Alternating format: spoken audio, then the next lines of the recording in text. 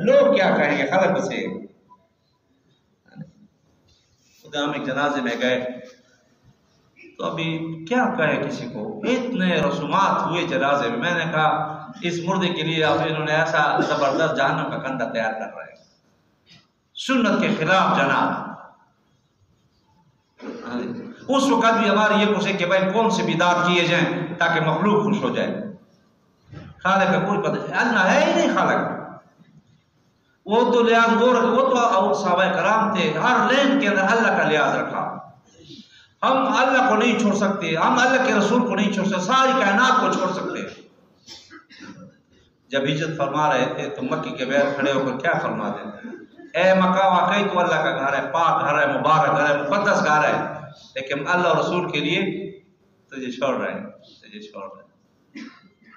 آج تو نفس کا تقاضا بھی قربان نہیں کیا جا سکتا، طبیعت بھی قربان نہیں کی جا سکتی دین کے لیے.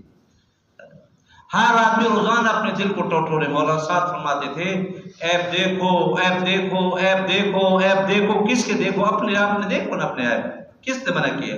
دوسروں کے ایپ کو دیکھنا گناہ ہے. پھر فرمایا کہ سب سے بڑا ہے اپنے دل کو دیکھو کہ میں پیدائشی مسلمان ہوں، میں نے پڑھا لا الہ الا اللہ. اپنے دل کو روزانہ دیکھو کہ میرا اللہ پہ کوئی اعتماد ہے، کوئی بھروسہ ہے، کوئی اعتبار ہے. اگر اللہ کے دس مطالبہ ہو جائے تو میرا کیا کیفیت ہوگی؟ یہ ناپتول ہر آدمی خود کر سکتا ہے، اور یہ بہت بڑا مسئلہ ہے میرے عزیزوں. مولانا نبی جگر سے رحمۃ اللہ علیہ ایک دفعہ بیان فرمانے لگے کہ اس دنیا میں آدمی دو رنگی چال سے زندگی گزار رہا ہے، دو رنگی چال سے. اس نے بتایا کہ ایک آدمی تھا، وہ زمیندار، وہ گندم کاٹ کے دوپہر کو آیا، جون جولائی کا مہینہ ہے، گھر میں خوب تھکا ہوا ہے، پسینے سے بھرا پڑا ہے، اور وہاں پہ جو ہے نا انہوں نے کھانا دیا، اور کھانے کے بعد لسی کا ایک بالٹی بھی ساتھ رکھ دی. تو اس نے کہا کہ یہ لسی ایسی چیز ہے کہ جیسے پی لو فوراً ہڈیوں پہ اثر ہو جاتا ہے، ہڈیاں بس نشی کی طرح ہو جاتا ہے. اب یہ آدمی سو گیا، سوتے ہی ایک دروازے پہ آدمی آ گیا کہ جی میرا اس کے ساتھ کام ہے. انہوں نے بڑے اصرار کیا کہ جی یہ تھکا ہوا ہے، یہ فلانا ہے. انہوں نے کہا جی بڑا ضروری کام ہے. پھر اس کو اٹھائے. مولانا فرماتے تھے کہ بہت نرم طبیعت کا آدمی ہو، اگر اس ایسے اچانک نیند سے اٹھا اس کو بھی طبیعت پہ بوجھ بنتا ہے. اب اس کو اٹھائے، یہ اٹھے نہیں، اور اس کو جانے دے وہ جائے نہیں، تو مجبور اس کو اٹھنا پڑا.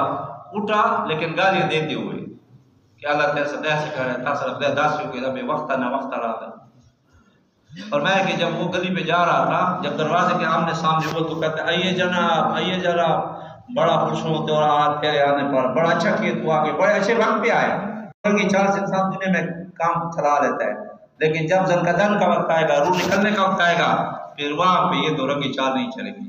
وہاں تو وہ چال چلے گی جو دل کے اندر ہوگی. میرے زبان کی چلاکیاں بند. ہم میں سے کون ایسا ہے کہ وہ زنکدن سے بچ سکتا ہے؟ کیوں بھائی؟ ان بچپن کے اندر ایسا آدمی ہے کہ وہ کہے جی مجھے تو زنکدن بھی نہیں آئے گا، اس لیے میں کلمے کا یقین نہیں بناتا اپنا. مجھے کلمے کے یقین کی ضرورت اس لیے نہیں ہے کہ مجھ پہ زنکدن تو آتا نہیں ہے. اگر زنکدن آتا ہے تو وہ تم پہ آئے گا، تم تیاری کر. تو میں نے عرض کیا کہ ہر آدمی روزانہ اپنے دل کو دیکھے کہ میرا دل کس کیفیت پہ چل رہا ہے، مخلوق کا اثر زیادہ ہے یا خالق کا اثر ہے. ہاں میرے دل، اگر مخلوق کا اثر تو پھر اپنے آپ کو ناپ توڑ کرے کیا زنکدن کے لیے. یہ معمولی بات نہیں ہے، یہ ضروری ہے، یہ ہوگا. اللہ کا موت تو ہر ایک آدمی مانتا ہے، چاہے وہ کافر ہے، چاہے دیوی ہے، چاہے ہندو، چاہے مسلمان ہے. لیکن غلط ہے کہ اسے موت کے بعد زندگی نہیں مانتے. اپنی مرضی سے زندگی جو غیر ہے وہ گزار رہے ہیں، بس موت تک زندگی ہے، اس کے بعد کچھ نہیں ہے. یہ ان کا عقیدہ. ہمارا عقیدہ کیا ہے؟ والبعث بعد الموت، موت کے بعد پھر زندگی ہے. تو وہ زندگی کون سے سکے پہ چلے گی میرے عزیزوں؟ دنیا کے سکے پہ تھوڑی چلے گی. وہ تو ایمان اعمال کے سکے پہ آخرت چلے گا. ہاں، اور یہ جو ہے نا زندگی کا جو موت سے پہلے یہ ہے موقع. ابھی تو تبلیغ والے لوگوں کو کھینچتا ہے تعلیم کے بنے کے نہیں یار، پھر ہمارا تعلیم کے ضرور لائے چاہتا ہے. اب تو ایسا مسئلہ بن گیا کہ جانو میں آپ کو کیا بتاؤں، جیسے سلام پھرتا ہے نا وہ تکڑا کہ جلدی چلا جائے، دعا بھی کوئی نہیں مانگتا. آتی بھی ایسے کہ ایک رکعت تقریباً ہو چکی ہوتی ہے، اور جاتی بھی ایسے ہے. حاجت ہی نہیں سمجھتے اللہ کے سامنے. اگر دعا مانگتے پھر ایسے کرتے ہیں. آپ نے دیکھا ہوگا ایسے کرتے. میں اکثر کہا تھا ایسا کرتا میں جی 10 روپے پاڑا کرا دو مت سمجھتا تھا 10 سے سننا بھی دے لگے گا سکے رہے 10 سے تجربہ ہو گئی. میرے عزیزو اگر ایمان دیکھ رہے ہیں نا اس کا نظارہ دیکھنا ایمان کا، کہ ایمان کو کیا کسے کہتے ہیں۔ پھر ابوبکر صدیق کی زندگی دیکھو، حضرت عمر رضی اللہ عنہ کی زندگی دیکھو، حضرت عثمان، حضرت علی رضی اللہ عنہ کی زندگی کو دیکھو، پھر ایمان سمجھ میں آئے گا۔ ابوبکر نے کتنا پیسہ لگایا رضی اللہ عنہ، اتنا لگایا اتنا لگایا اتنا لگایا کہ آپ علیہ السلام کی زبان مبارک سے نکلا کہ میں سارے لوگوں کے احسانات کا بدلہ دے چکا، ابوبکر رضی اللہ کا بدلہ میں نہیں دے سکتا۔ اللہ کا رسول کی زبان مبارک کی بات نہیں کر رہے، عام آدمی کی بات۔ کتنا لگایا ہوگا، کس پہ لگایا؟ اعتماد پہ لگایا۔ ہم بیٹھے تھے، ایک آدمی نے مثال کے طور پر یہ بتایا کہ ایک آدمی ہے وہ پلاٹ لیتے ہیں 40 لاکھ روپے کا، اور پلاٹ مری ہوئی زمین ہے، اس پہ اعتماد کے بنیاد پہ 40 لاکھ روپیہ لگاتا ہے کہ اسے تاوان نہیں ملے گا، اور اسے آدمی سے کہا جائے کہ 40,000 اللہ کے دین پہ لگاتے ہیں تو کیا خیر ہے؟ پسینہ آئے گا اس کو؟ اللہ بھی اتنا اعتماد کہاں ہے کہ میں اس پہ 40,000 روپیہ لگاؤں، میں تو ملنگ کے لیے 10 کا نوٹ ڈھونڈتا ہوں، نہیں تو چلو چھٹی۔ اب ایمان سیکھنا ہے، ہر آدمی سیکھنا ہے۔ یہ نہیں ہے کہ یہ تبلیغ والوں کا مسئلہ ہے، یہ سب انسانوں کا مسئلہ ہے۔ جو تبلیغ میں لگے وہ تو ایمان کی محنت میں لگے ہوئے، اگر ایمان کو بنا رہے ہیں تو ٹھیک ہے، اگر نہیں تو تبلیغ والے بھی ناکام ہو جائیں گے۔ اگر زنقدر میں کلمہ نصیب نہیں ہوا تو کیا ہوا؟ سال عمر تبلیغ کی، اگر ایمان نہ بنا، سارے زندگی امام کے پیچھے کھڑا رہا لیکن غلط یقین کے ساتھ، اور زنقدر میں کلمہ نہ ملا تو پھر کیا ہوا؟ زندگی کچھ بھی نہیں ہوا۔ یہ زندگی نہ زندگی بہتر ہے۔ ہم بڑے خطرے میں ہیں، اللہ نے ہمیں انسان بنا کر بڑے خطرے میں ڈال دیے، یقین جاؤ۔ وہ تو روزانہ رونے کی بات ہے، یا اللہ سوکم ما سینہ شرک نہ ڈکا دے سوکم، یوں منٹتا اللہ تعالی متوجہ کہہ رہا، یوں منٹتا، ایک منٹ بھی میں اللہ متوجہ نہیں ہو سکتا۔ اے میرا سینہ کتنا شرک سے بھرا پڑا، یا اللہ اگر اس شرک کے یقین کے ساتھ مجھے موت آ گئی تو میرا کیا بنے گا؟ کون ہے مجھے پھر وہاں پہ چھڑانے کے لیے؟ کون ہے؟ قرآن کہتا ہے، قرآن جس کا مفہوم علماء سے سنا ہے کہ قیامت کے دن نہ تمہاری اولاد کام آئے گی نہ تمہارا مال کام آئے گا۔ یہ قرآن کے آیات کے مفہوم ہے، قرآن فرما رہے ہیں، وہ تو قرآن پڑھ کے ترجمہ کر رہے ہیں کہ نہ تمہارے مال نہ بنون یہ کام نہیں گئے، تمہارے تو کام صرف قلب سلیم آئے گا، وہ دل جو بالکل شرک سے پاک، وہ ایک ذرا بھی اس میں غلط یقین کا اثر نہ ہو، صاف ستھرا دل یہ چاہے گا، یہ کامیابی کا ذریعہ بنے گا۔ اتنا پاک دل جس پہ ذرا بھی شرک کا اثر رہو، اللہ کو یہ تمہارے کام آئے گا۔ اب دل کو نورانی پاک کرنا کس کی ذمہ داری ہے میرے؟ یہ تبلیغ والوں کے گھر عام انسان کا مسئلہ ہے۔ ہر آدمی کو جب ذوالقرنین آئے گا تو اس کا دل ٹٹولا جائے گا۔ رب کون تھا؟ وہ تو ایمان کی بنیاد پہ جواب دیا جا سکتا ہے، میرا رب اللہ ہے۔ دنیا کے اندر بھی تو اللہ کا رب کا لحاظ رکھا ہو نا، اللہ کے لیے صحابہ کرام کی طرح سب کچھ لٹا تو صحابہ کرام تو اللہ پہ اتنا اعتماد کیا، اتنا بھروسہ کیا، اپنا سب کچھ اللہ پہ لگایا، سب کچھ اللہ پہ لگایا اعتماد پہ۔ پھر اللہ پاک نے کیا کیا؟ اپنی ساری کائنات کی چابی ان کے ہاتھ میں رکھ دی کہ یہ کائنات تمہاری، جس کے لیے آج ہم پریشان ہیں۔ اور یہ کائنات کا چابی کس کے پاس ہے؟ اللہ کے پاس۔ اللہ کو لے کر چابی ہمارے ہاتھ میں آ جائے، اللہ کو نہیں لیں گے تو بس بند تالوں پہ چکر لگاتے ہیں، چابی تو نہیں ملے۔ تو میرے اس لیے ہمیں کہتے ہیں حضرات کے ہر مسلمان کو دعوت پہ لے آؤ، کہ ہر مسلمان کے زبان سے روزانہ یہ بات نکلے کہ اللہ سے ہوتا ہے، اللہ کے غیر سے نہیں ہوتا۔ یہ اتنی بات ہو جائے ہو جائے ہو جائے ہر مسلمان، یہ ہے دل کے شرک کو پھاڑنے کا ذریعہ، شرک کو توڑنے کا ذریعہ دعوت ہے۔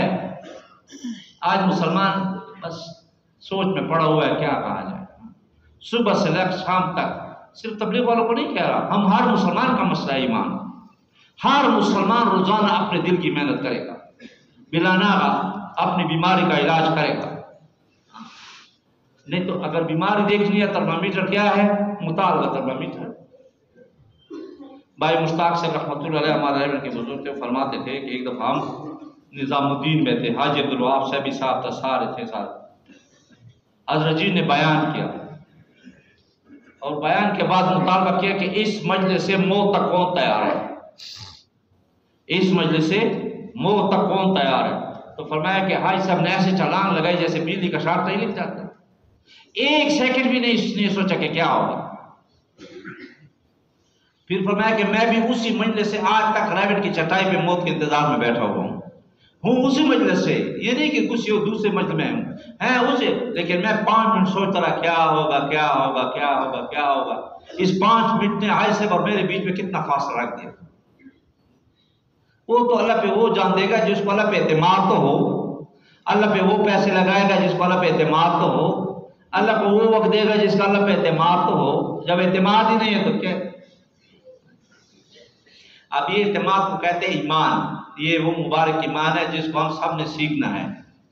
اگر سیکھے تو الحمدللہ، اگر نہیں سیکھا تو آج سے یہ کر لو. سب میں بھی کرتا ہوں، آپ بھی کر لیں. ہم اتنی دعوت دیں گے لوگوں کو، اتنی دعوت دیں گے اپنی حاجت سمجھ کر. انبیاء علیہ السلام دعوت دیتے تھے، صحابہ کرام بھی دعوت دیتے تھے اپنی حاجت سمجھ کر.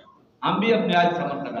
وہ تو انبیاء تھے، ان کی تو مجلسگاہ اللہ کی ذات تھی. ہمارے تو سارا مخلوق کا چکر چل رہا ہے، صبح سے شام تک المخلوق سے ہوتا ہے مخلوق سے.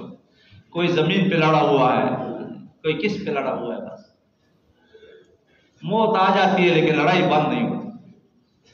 اور اللہ کا پہچان، اللہ کی منشا محمد رسول اللہ. اللہ کی منشا محمد رسول اللہ. جب اللہ کی پہچان آ جائے گی، اللہ کو مان لیں گے، اللہ کو اللہ کا یقین ہے، پھر محمد رسول اللہ پہ خود بخود زندگی آ جائے گی. اور جب تک اللہ سے تعلق نہیں بنے گا، سنت کے خلاف زندگی گزارے. بڑے بڑے نیکدار لوگ ہوں گے جو 5 وقت جماعت، لیکن زندگی سنت کے خلاف ہوگی. اور اللہ پاک نے قرآن کے اندر کیا اعلان کیا ہے کہ میرے محبت کا حقدار صرف وہی ہے جو سنت سے اس کی زندگی بری پڑی ہو. صبح سے لے کر اگلی صبح تک کوئی عمل حضور اعظم کی سنت کے خلاف نہ ہو. لباس کے اندر، معاملات کے اندر، معاشرت کے اندر، شکل کے اندر، اخلاق کے اندر، ہر شعبے کے ہر لین کے اندر ہمارا سنت ہے. مولانا قاسم نانوتوی رحمۃ اللہ جو ہمارے دیوبند کے بہت بڑے عالم دیوانی ہیں، اس سے کسی نے پوچھا کہ عاشق رسول کس کو کہتے ہیں؟ عاشق رسول کس کو کہتے ہیں؟ تو انہوں نے فرمایا کہ جو اللہ کے رسول کامل متبع وہی اللہ کا رسول ہے. بس دعویٰ نہیں، عمل سے. ایک تو دعویٰ میں عاشق رسول ہوں، زندگی سنت کے خلاف، یہ تو جھوٹ ہے میرے دل. عمل بتایا کہ واقعی یہ سنت کا متبع ہے. ہمارا گھر کے اندر رہنا، ہمارے بچوں کا، اب تو چھوٹے بچوں کو پتلون پہنائے جاتے ہیں. اچھا دیندار آدمی بچوں کو کمرے سے پکڑ پینٹ ڈالا ہوا ہے. مفتی سے فرما رہے تھے رحمۃ اللہ علیہ کہ جو غیروں کا لباس استعمال کرے گا نافرمان ہوگا، اس کی اولاد بھی نافرمان ہوگی. اور نافرمانوں کے لباس پہ اللہ کی لعنت برستی ہے. وہ تو اللہ کے رسول کے لباس پہ اللہ کی رحمت برستی ہے. اب ہم بچوں کو یعنی اس مصیبت کے لیے تیار کر رہے ہیں. میں ایک علاقے میں گیا، وہاں پشتو والے لوگ تھے، اکثریت پشتونوں کی تھی. پشتو والے ذرا غیرت میں تھوڑا 2 درجے اپنے آپ کو آگے سمجھتے ہیں. وہاں پبلک اسکول تھا، سب نے پینٹ ڈالے ہوئے تھے، پٹھان لڑکوں نے سب پٹھان ٹائی ڈالی تھی. تو میں نے کہا کہ دیکھو ان باطل کام محنت یہاں تک پہنچا. حالانکہ یہ جو اسکول ہے یہ کبھی سلوار میں نہیں پڑھی جا سکتی، پڑھی جاتی ہے، لیکن باطل کی کوشش کیا ہے کہ بچپن سے بچی کا ذہن تبدیل کر دو، اس کا لباس تبدیل کر دو، اس کی کیفیت تبدیل کر دو، اس کا لباس، اس کا شکل، اس کی صورت، اس کی تہذیب بدل دو، تاکہ بڑا ہوا ہمارا غلام، اللہ کا غلام نہ بن سکے. ہمیں پتہ ہی نہیں ہے کہ غیر ہم سے کیا کر رہے ہیں. ہمیں کیا پتہ ہے؟ غیر نے اتنی محنت کی، غیر مسلمان کی جیب میں ٹی وی فٹ کر رہی ہے. صبح سے آپ ریل میں کہہ رہے تھے کہ باپ تہجد پڑھ کے فرشتوں کو گھر میں لا رہا ہے اور بیٹا تصویریں بنا کے فرشتوں کو دھکے دے کر گھر سے باہر نکال رہا ہے. ہم خوش ہیں کہ ہم ترقی پہ ہیں. ترقی صحابہ کرام کی زندگی میں ہے، یہ باقی سب کا نظریہ تھا، نظریہ نا. تو میرے دوستو، اب حضور علیہ الصلوۃ والسلام کی زندگی پہ ہمارا یقین ہو جائے، یہ ہے عزت والی زندگی، یہ ہے کامیابی والی زندگی. اس سے میرے مسائل حل ہوں گے. صحابہ کرام 1 سیکنڈ بھی یہ سوچ بھی نہیں سکتے کہ ہم کوئی عمل اللہ کے رسول کی مرضی کے خلاف کریں، سوچ بھی نہیں سکتے. صحابہ کرام کیسے وہ ایک جنگ احد میں ایک صحابی کو کہا کہ وہاں جاؤ اور سعد بن ربیع اس کو ڈھونڈ لاؤ، شہیدوں میں جاؤ، پھر زخمیوں میں جاؤ. تو وہ صحابی ڈھونڈتا زخمیوں کے اندر پڑا تھا اور معمولی سی آواز، انہوں نے کہا سعد بن ربیع اللہ کا رسول تمہیں یاد کر رہا ہے. اب وہ زخموں سے بالکل چور ہے، خون بہ رہا ہے. اور نیچے سے آواز آئی کہ میں ہوں ادھر. اس نے لاش لگائی اور اس کو بٹھایا، بیٹھ نہیں سکتا تھا. انہوں نے کہا اللہ کے رسول نے تمہیں سلام بھیجا، ایک دم چھلانگ لگایا اس وقت، لیکن پھر گر پڑتا تھا. اور پھر فرمایا کہ اللہ کے رسول کو میرا بھی سلام دے دینا، میرا بھی سلام دے دینا. اور میرے قوم انصار کو جمع کر کے اسے کہا اگر اللہ کے رسول پہ ایک آنچ ذرہ آنچ آئی تو قیامت کے دن میں تمہارے گریبان میں آ ڈالوں گا، سردار. اب روح نکل رہی ہے اور پیغام کس کو بھیجا جا رہا ہے، سلام کس کو بھیجا رہا ہے. تو پھر فرمایا کہ ابوبکر صدیق اپنے گھر کے آگے چٹائی لیٹا ہوا ہے جس پر، اور ایک بچی ہے اس کے سینے پہ بیٹھی ہے، کبھی اس کو چومتا ہے کبھی اسے بوسہ لیتا ہے. اس نے کہا یہ آپ کی بچی ہے کہ نہیں؟ کہ یہ سعد بن ربیع رضی اللہ عنہ کی بچی ہے. میں اسے کیوں محبت نہ کروں؟ سعد بن ربیع رضی اللہ جب موت کے وقت اللہ کے رسول کو سلام ہے، یہ نہیں کہا کہ میرے بچی کو کون سنبھالے گا، یہ نہیں کہا. دوسرے صحابی کو متعلق لکھا کہ وہ بہت زخمی تھا، اللہ کے رسول نے اس کو سلام بھیجا، وہ نام مجھے اب یاد نہیں رہا. اب وہ اٹھنے کی کوشش کرتا ہے اور اٹھ نہیں سکتا. اس نے کہا صحابی کو خدا کے لیے مجھے کاندھے پہ چڑھاؤ دے، میں آخری دیدار آخری جو سانس میری میں رسول کے سامنے نکالوں. یہ محبت کی نشانی.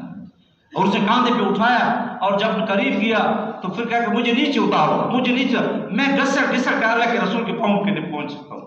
کیا گھسٹ گھسٹ کے جب پہنچا اور رسول اس پہ تلووں سے منہ لگا کے اس کے ساتھ اس کے روح نکل گیا. اللہ کے رسول نے شرط فرمایا اگر کسی کو جلتی دیکھ لو تو آ جاؤ، یہ دیکھو یہ جلتی ہے.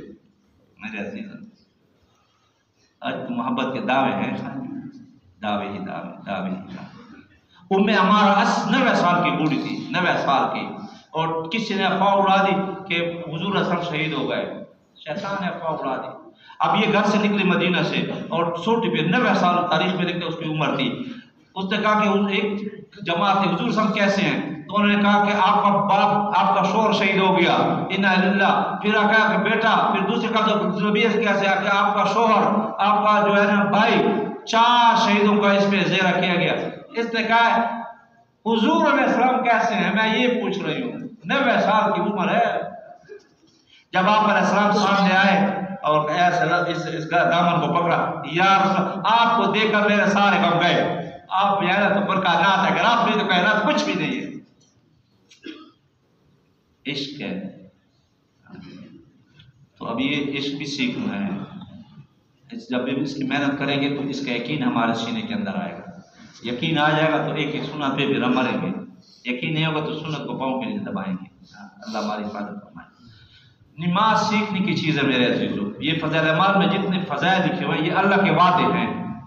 اب تبلیغ کے اندر ان وعدوں کا یقین سیکھنا ہے بار بار اس پہ کہ واقعی یہ اس طرح سے ہوگا. اللہ کے رسول کو جب سخت خبر تو کیا کرتے تھے؟ کیا کرتے تھے؟ فوراً مسجد میں جا کر اللہ کے ساتھ یا اللہ یہ مسئلہ آ گیا، یا اللہ یہ مسئلہ آ گیا. کل ہم درس پہ ایک ساتھی کا گزارے سنا رہا تھا کہ ہمارے علاقے میں ایک آدمی تھا، اس پہ 2 گھر والے تھے اور یہ فوت ہو گیا. ان کے پاس ایک دن ایسا ہوا کہ بالکل سارا بچے چھوٹے بڑے پھاکے میں آ گئے، کچھ نہیں ہے گھر کے اندر، 2 دن سے بھوکے. تو آپس میں وہ 2 بنے تھے، انہوں نے کہا چلو نماز پڑھیں گے، چل نماز پڑھیں گے. ایک استاد کا گزارش سنا رہا تھا کہ میں اب کڑم میں بیٹھا ہوں چارپائی پہ، سوچ رہا ہوں کہ کیا کروں. دل میں نے ڈالا کہ یار فلانا گھر ہے، اس کے گھر والے تو بیوہ ہے، ان کا کوئی کمانے والا نہیں ہے. وہ آٹے کا ایک ٹرک فارغ اور دکان کے ساتھ میں نے اسے آٹا لے لیا، پھر گھی لے لیا، پھر چینی لے لیا، پھر جتنا گھر کا سامان ہے سب میں نے لے لیا. اور ایک ڈاکٹر صاحب کو میں نے کہا یہ فلانے کے آدمی کے گھر آکے وہ تو میں مفت لے جاؤں گا، وہ تو بیچارہ فوت ہو گیا، اس کے 2 گھر والے بچے چھوڑ. تو کیا کہ جب ہم ڈاکٹر صاحب میں ادھر پہنچے نا وہ سامان تو چھوٹی چیزیں میں نے اٹھائی، دروازہ کھٹکایا 1 دفعہ 2 دفعہ 3 دفعہ. پھر ایک مستورات آئی پردے کے اندر، پوچھا کون؟ میں نے کہا جی یہ میں کچھ سامان لایا ہوں، آٹا چینی، اگر آپ لوگ میں ہمت تو میں تو اٹھا نہیں سکتا، آپ لوگ آدمی کا انتظام کرے. وہ کہتے ہو دوسری بندے کو آواز ہے کہ بس کرو بس کرو، دعا بس ختم کرو، نماز ختم کرو، اللہ نے ہماری بات سن. اب اسکول ٹیچر کہاں، آٹا کہاں، لیکن ادھر اللہ کے ساتھ مناجات ہو. یار تجھے تو پتہ ہے ہمارے گھر کی کیا فکر ہے، ہم بڑے تو